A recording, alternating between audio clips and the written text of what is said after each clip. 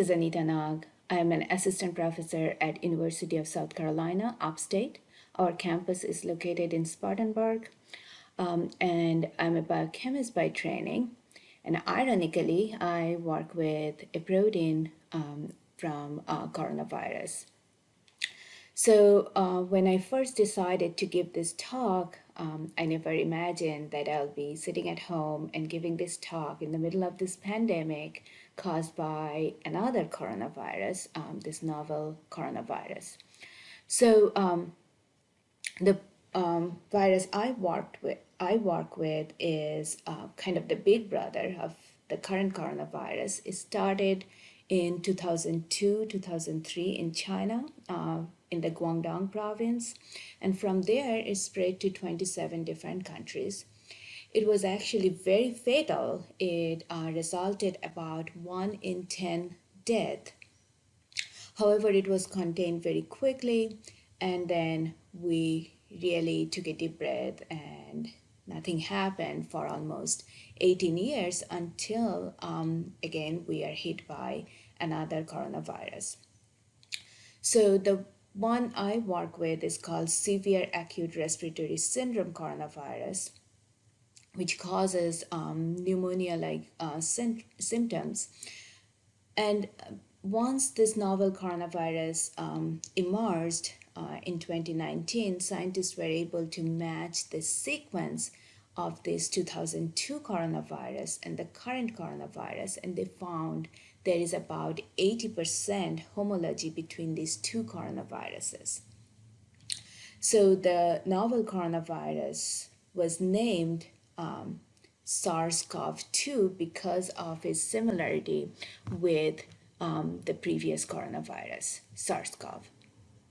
So what I'll do today, I'll talk a little bit about both coronaviruses, their similarities, and towards the end, I'll talk about what my lab has been doing, studying one particular protein of this coronavirus.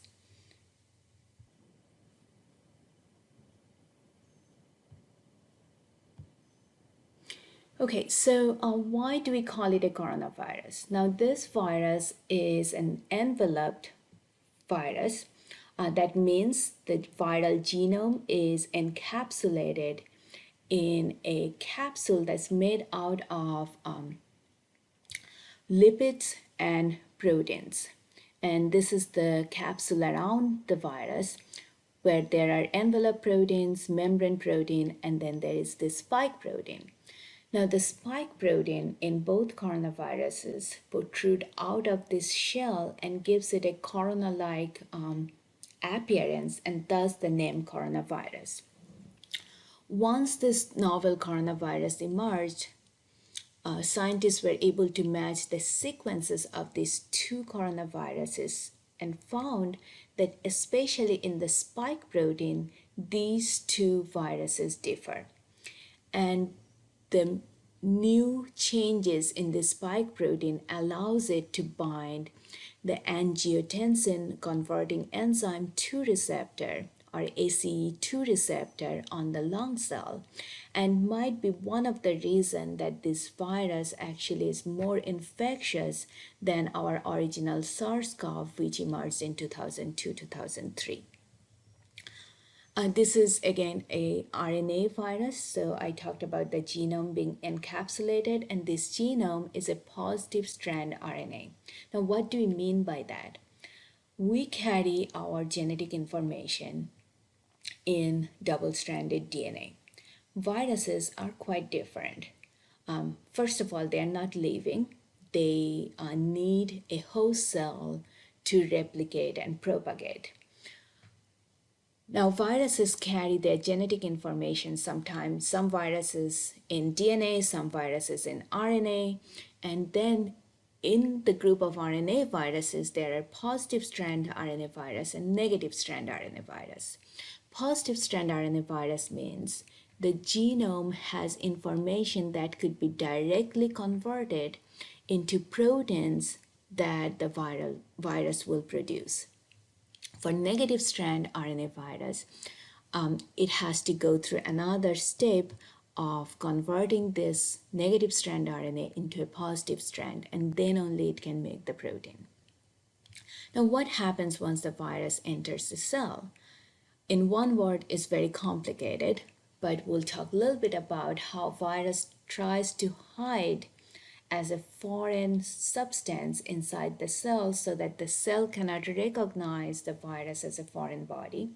And it also tries to hijack the normal machinery of the host cell so that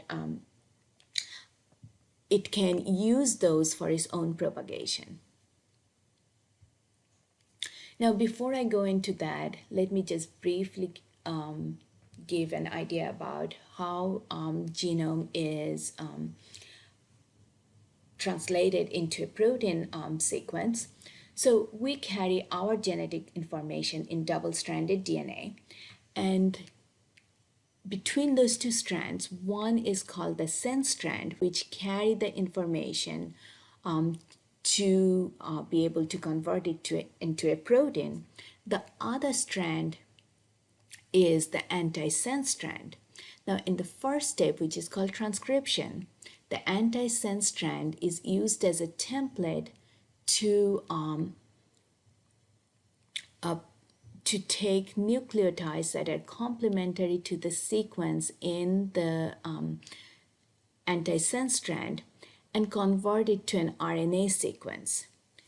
Now, this RNA sequence or the DNA sequence are written in 4 alphabets, and those are adenine for A, guanine for G, cytosine for C, and uracil for U. These 4 alphabets makes up the whole genomic sequence in different order. Now, once the DNA sequence is transcribed into RNA, there are a few steps that needs to happen. One, the RNA adds a special structure on one end, and this is called a 5' cap. And on the other end, it adds a polyadenine tail that also serves as a blockage for other proteins in the cell to protect this messenger RNA. So without this cap and the tail, the messenger RNA will get quickly degraded and there will be no template left for the next step, which is translation. The sequence in this RNA is used as 3-letter codes or codons to correspond to individual amino acids which link with one another and make the protein sequence. And these proteins fold into its native structure and then carry out job inside our cell. So the first step is transcription and the second step is translation. I'll talk about these terms during my talk.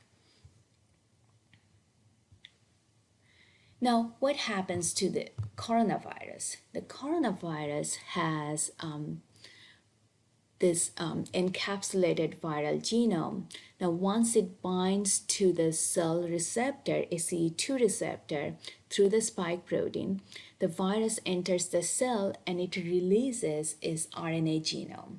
Now, this RNA genome is very long.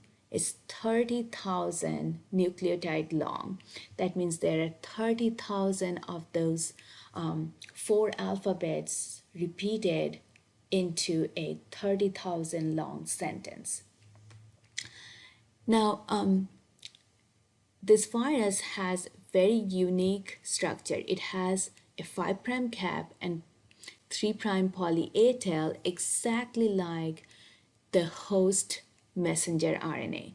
So it kind of fools the host messenger RNA to think that this is just a host cell mRNA or messenger RNA.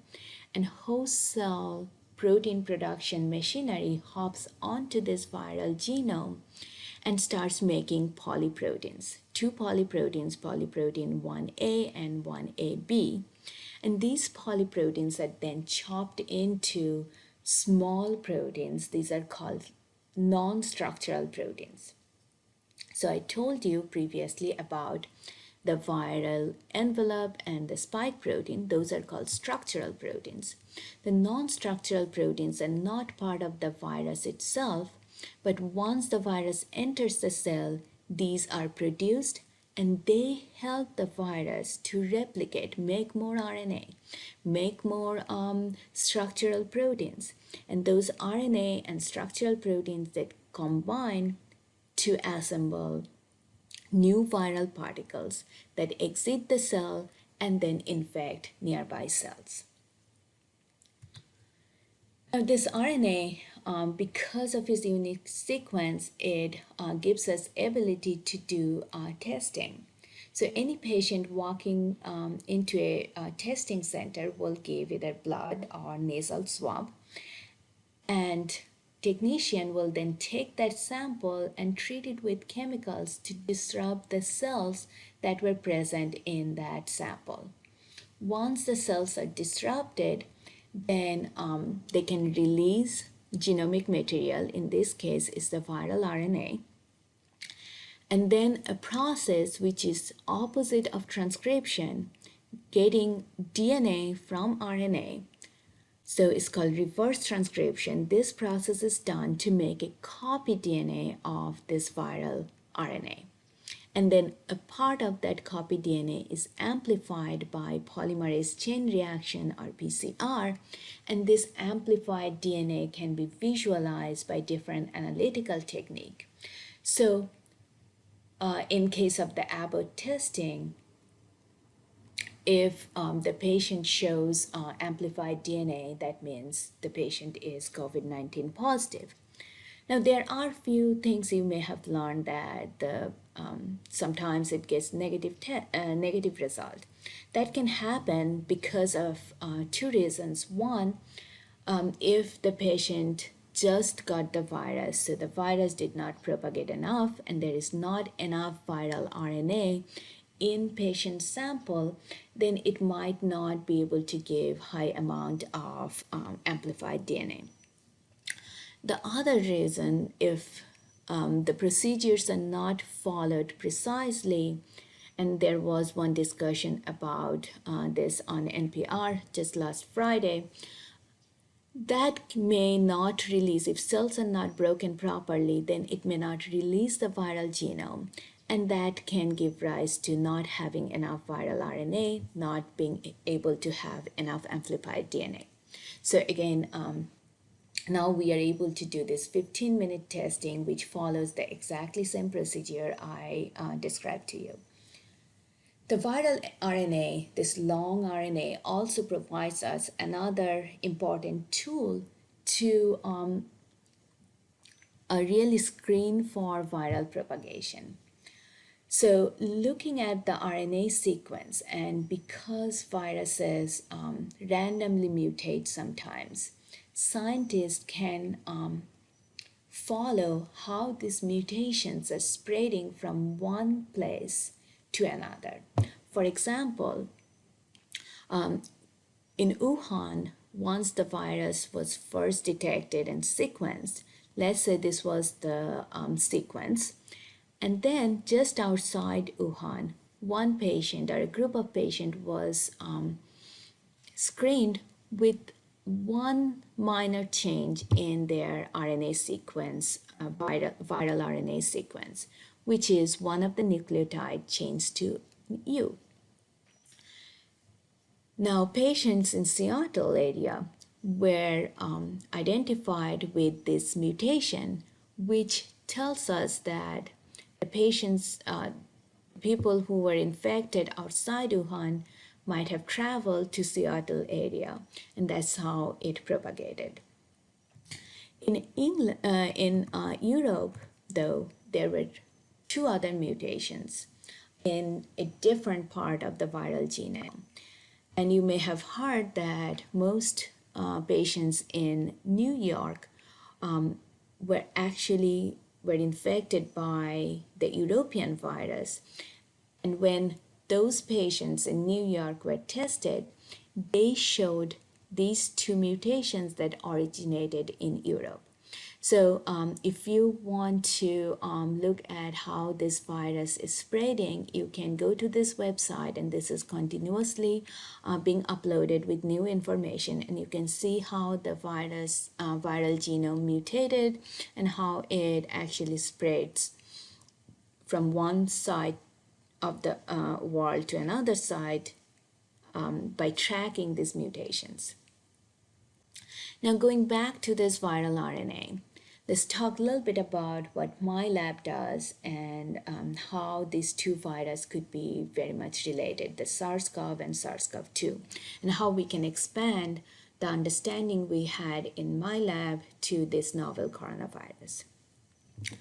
So this is the viral genome, and as I said earlier, the viral genome looks very similar to a host mRNA because it has a cap and a poly A tail. So once it enters the cell, it hides it as a host messenger RNA. And then the proteins produced are called non-structural proteins. And we are interested in a very specific protein called non-structural protein 1 or NSP1. The reason we are interested in this protein because non-structural protein 1, once it enters the cell, it actually stalls host gene expression. That means it does not allow any host protein production in the cell. More interesting, this protein is structurally very flexible, as you can see in these areas. And that tells us that this protein has ability to bind multiple host proteins inside the cell.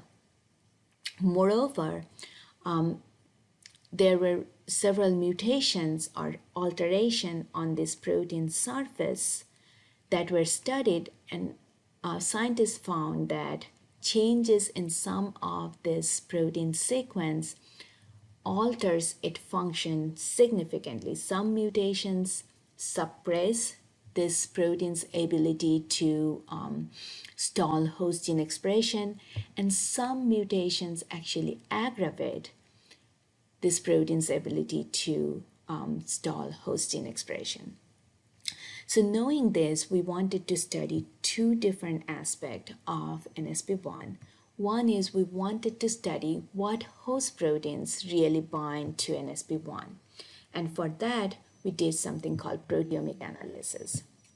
And then the other, we studied computational modeling to find how this protein is changing its structure as it binds to host proteins.